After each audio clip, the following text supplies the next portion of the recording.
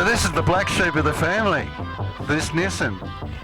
Yeah, it is. It originally wasn't black, but it was the blue Everlast Murray Carter Bill O'Brien car. It later on became in 1987 the Murray Carter and Dennis Hawley NetComm car with major backing from NetComm. Continued with that sponsorship through the 87 season and briefly into the 1988 season. Had a bit of an incident at the Melbourne Grand Prix in 88.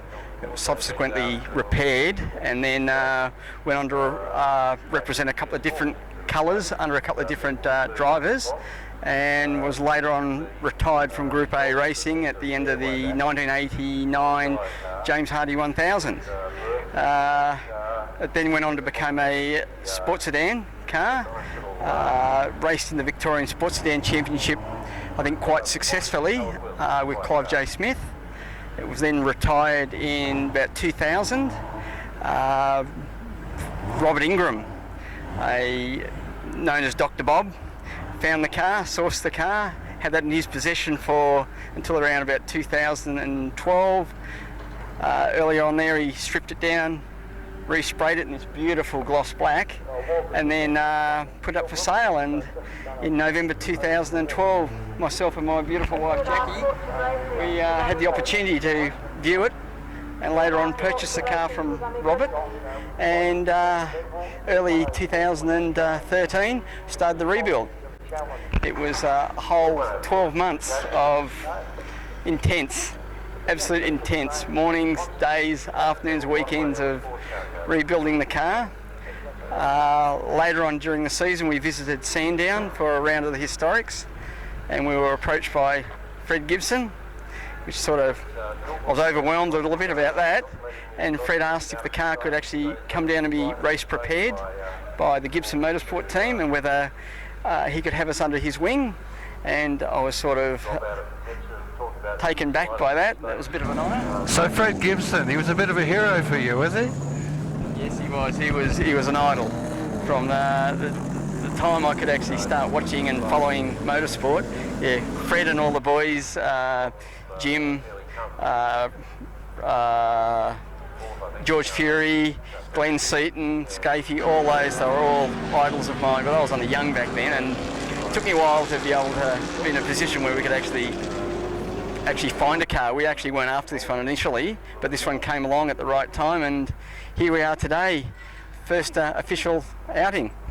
So, how did he talk you into this mess? I actually talked him into buying it.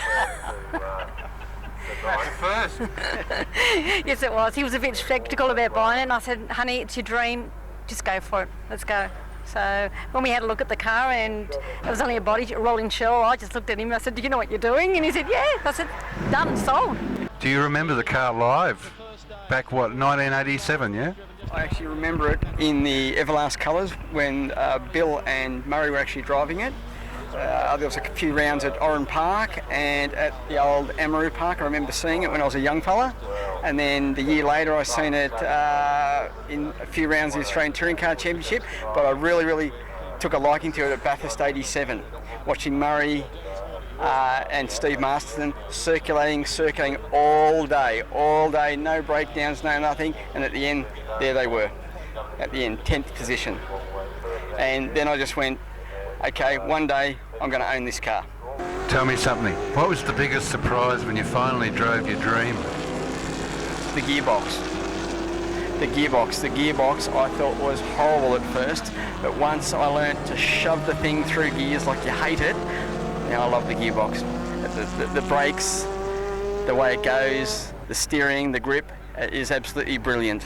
There's probably some things that could be sorted a little bit better, but I'm only learning right now. A professional driver got in, could probably actually sort them out, but as far as I'm concerned, the car is very nice to drive. One of the things I noticed when the front was up, that you got the white engine bay, and I always remember this car from the white engine bay, but you have a bit of a story how it ended up white again. Yeah, I do. When we actually viewed the car, it was actually black, the engine bay, and I vividly remember it being white, but I had to get my facts right, so I went back through a lot of old footage, and one of them was Beyond 2000 program, and it had Dennis Hawley there with the Beyond 2000 crew actually checking the then brand new, what was it called, the NetComm system, the telemetry system, testing the telemetry system, and a few of the flashes that we actually seen at the engine bay, there it was, white. And I said to Jackie, that's it, it's got to get resprayed. So then it went in, resprayed, white engine bay. So you've not driven it? Not yet.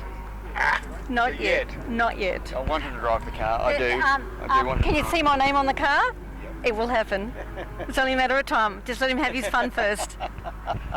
Yeah, no, Jackie's actually quite a good driver. She's been driving in, she's got a little series production, Mitsubishi FTA version R. She runs in a lot of club events, and she's actually very, very good. She's one of the quicker ladies out there. So I've got every confidence in her being able to handle this car. Murray Carter would have been chuffed when he saw this car. Well, his first viewing was at Phillip Island, 2013 Phillip Island, and him and his lovely wife Carol wandered over to the car, and he took me one side and put his arm around me and said, "Brilliant job, Graeme, brilliant job." And I asked Murray, I'd be honoured if you'd actually sign the dashboard for me, and he did. And as you can see, it's on the dashboard of the car, and yes, I think he's very, very happy that the car's back out there running again, and quite well too. So you had a bit of a story about too many gears today. Was it?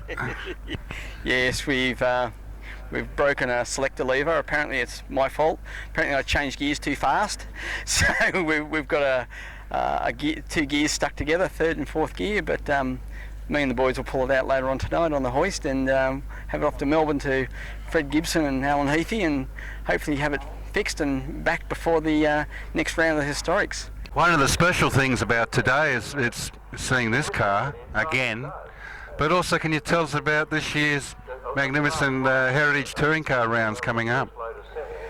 Well, I think there's 6 or 7 rounds in the series. I think there is. This is the first one that's kicked off here.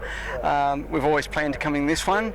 We'll probably give the next one a miss due to work commitments. We're then planning to go to the Sydney Retro Fest. We're then going to go to Bathurst just as a spectator to support all the rest of the boys in their Heritage Touring Cars.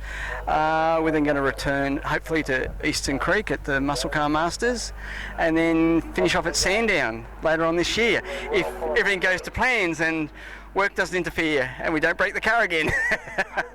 But look, the Heritage Touring Car scene, we've been following it for quite a few years, and all the guys here and all the girls here and all the team members and everything are just absolutely brilliant. They just opened their arms to us when we turned up on Friday, full of advice and encouragement. I can't thank them enough. They're just absolutely brilliant, they are. I'm just thinking of something there too, Jacqueline. Who was your idol race driver before you met Graeme? Well, I wasn't really into racing before I met Graeme. I never, ever in my wildest dreams ever thought I'd be into anything like this, so I can't say I have any at all. Honestly, this is all new to me, and it's just been a big blowout in my world. Yeah. So it shows you the full value of Heritage Touring Car racing. It brings us all back. Yeah, it does. It does. It's a real nostalgic sort of a visit back again. It is to the old days, and the popularity is getting greater and greater and greater. It is, and it's great. A lot of guys aren't out here to win. They're out here to bring these cars back out to the public, get younger guys involved, younger girls involved, and just show them what it was like back in the Group A, Group C days with the big variety of vehicles that are out there. So it's really great. We love it. Love it. It's fantastic.